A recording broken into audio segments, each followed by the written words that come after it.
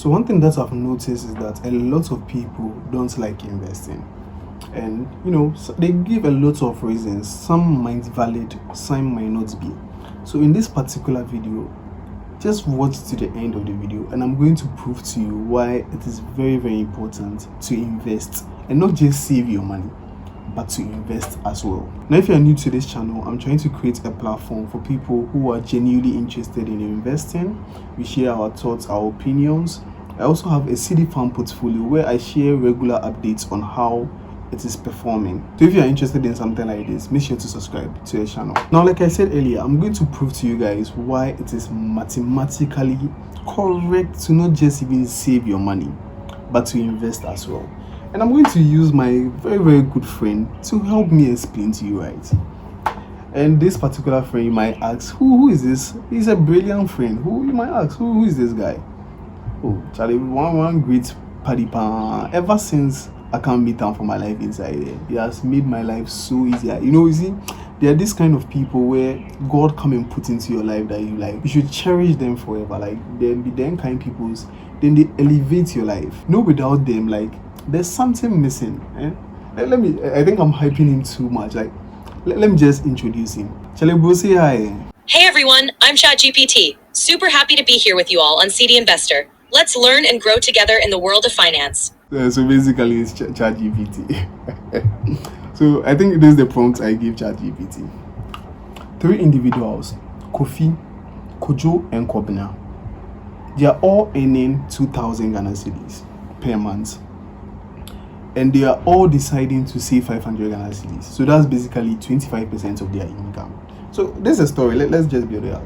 We are 3 close friends. They all work in different areas. So let's say Kofi is a banker. Maybe he's a graduate who just got into banking. So he's earning 2,000 Ghana cedis a month. Kojo, let's say, is a photographer.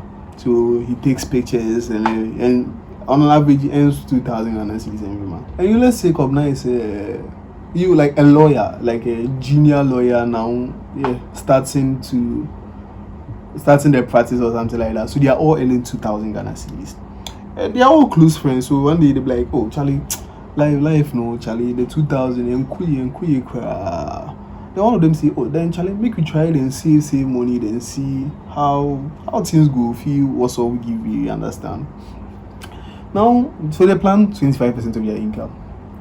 I want to compare how their money grows over a 5 to 10 to 20 year period based on their savings and investment strategy. Now, they all have different ideas, different risk profiles, and different situations. So everyone is quite different. So Kofi, right, he said when they all met and they were creating their plan, Kofi said, I think I will just put my money in a savings account. I use maybe Cow Bank or GCB or EcoBank or any other bank there. So Kofi deposits his monthly savings into a traditional bank savings account with an annual interest rate of 5% compounded monthly. Now you might ask why I use 5%, and basically that's what Bank of Ghana is reporting. When you go to the summary of economic and financial data, their latest release by Bank of Ghana, which is May 2025, you can see that the interest rate on savings deposits is at 5%, and it has been at 5% since 4th was April. So since April 2024 to April 2025, that was the latest release. It has been at 5% throughout the whole period. So that's basically an average of what you are expected to receive when you deposit money into savings accounts at the moment. So that's for Kofi. Now let's go to Kojo. So the meeting too, they asked Kojo, what does he want to do with the 500 cedis? So Kojo said he's investing his savings in Ghana Treasury bills with an average annual return of 15% compounded annually. So Kojo is also going to be saving his money every single month until the end of the year, and that's where he's going to use it to buy treasury bills. And I use 15% because I think that's like a good average annual return.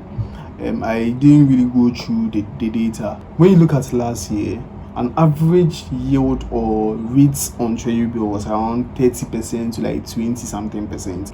But if you look at last week's treasury auction, the rate is currently 10% for 91 day, 13% for 182 day, and 14% for 364 days. So it really depends on what kind of environment that the economy is currently in. If the economy is performing very well, interest rates tends to reduce. But if the economy is in distress or in a big issue, interest rates tends to rise. So I just use 15% as an okay benchmark. And lastly, we have Kwabena. So Kwabena invests in a diversified portfolio of top Ghanaian stocks, specifically allocating 250 Ghana cedis to MTN Ghana, 150 Ghana cedis to GCB, and 100 Ghana cedis to Farm Milk Limited, for a total investment return of 500 Ghana cedis. The investment strategy includes full reinvestment of dividends, and returns are compounded annually. So basically, Kwabena has picked 3 stocks. Kwabena is relatively younger. You don't get woman, you don't get girlfriend, you don't get this thing, children where you go pay school fees and things. So it's like he's willing to take a little bit of risk. So he's divided his portfolio into 3, buying 3 stocks: MTN, GCB, and Farm Milk.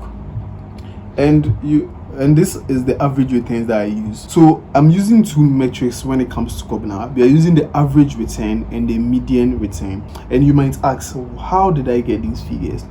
So for the average return, MTN, we have 23%, GCB 9%, and Farm Milk minus 5%. So basically, the way I got these figures was I used the return that each of these companies made for the past 9 years, and I got the average of it, and also the median of that figure as an average return to use as a proxy for this experiment. So I'm assuming that all investments are reinvested. There are no taxes being paid or transaction fees. So out of the 500 Ghana cedis that all these 3 people are investing every single month, they are not paying taxes on it, and they are not paying any transaction fee. So it's just to make their work a little bit simple. Savings and investments are made at the end of each month, except for Kwabena and Kojo, whose returns are annual. So hopefully you guys are now up to speed with the whole concept. So my question is, how much would each person make after 5 years, 10 years, and 20 years under these conditions? So when we look at this chart, you can see that after 5 years, Kofi has 34,000 Ghana cedis, Kojo has 40,000, and Kwabena, using the average return, has 39,000. Using the median return, has 42,000 Ghana cedis. So in the first 5 years, everyone is pretty much similar. Even though Kojo is the highest with 40,000, followed by Kwabena 39,000, it's not really much a big difference. Kofi is also quite high with about 34,000, just maybe 5,000 below the other 2. So it's pretty similar. After 10 years of the same investment, we can see that Kofi is now at 77,000, Kojo at 112,000, and Kwabena at 128,000. So that's where the difference is starting to show. But then it's still even not, I won't say something outrageous. Kojo is about 30 to 40 to 50,000 Ghana cedis less compared to the other 2. But Kojo and Kwabena are actually on a similar footing. Now, after 20-year period, that's where the big difference is. And I think the only thing you can derive from this is the power of compounding, especially with higher interest rates. And I think this even shows from the video I made earlier about why I love stocks so much. That especially if you are able to pick high quality companies, and I'm not saying the ones I picked are the high quality ones. It really depends on your research and how the company is going to perform. In Kojo's situation, you're also earning a lot of money, at least compared to Kofi, because rates on treasury bill is always going to outperform that of normal savings at the bank. And even this is just the average return. There are some situations like last year where treasury bills was going for like 25%, 26%. So you could potentially even see this money doubling, or even sometimes even outperforming stocks. But then let's ask my great friend ChatGPT what he observed. So we can see here are his key observations. When it comes to Kofi, he says after 20 years, Kofi accumulates 205,000 Ghana cedis. This is the lowest return across all scenarios. It reflects low risk, low return as expected from traditional savings. Inflation risk is a concern. Over 20 years, inflation could erode purchasing power significantly, potentially making the real value of these savings much less. which is very, very true. I didn't even touch on that aspect. One main reason why investors always try and get a great return on their money is because of inflation, because the prices of goods today is not going to be the same 5 years from now, 10 years from now, 20 years from now. Those prices are also going to be increasing. Now let's go to Kojo. After 20 years, Kojo ends up with 614 times more than Kofi. So that's 3 times more than what Kofi made. Treasury bills provide higher returns with relatively low risks, particularly in countries like Ghana. It's an excellent middle ground, secure, inflation beating, and compounding friendly. Inflation beating there is always some years. Yeah. Last year it was not inflation beating. Even this year it's not, because currently inflation is like around 13.7 and the rates is like around 10%. So it could be, but it's way better. For Kwabena, using average historical returns, Kwabena gets 900,000 Ghana cedis, more than Kofi and Kojo. Also, using the median returns, he makes 1 million, or close to 2 million Ghana cedis.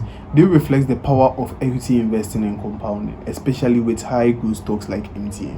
What this tells us, the power of compounding. The longer the investment period, the greater the disparity between strategies. The first 5 years differences are small. By year 20, they are dramatic, showing how compound interest rewards long-term investors.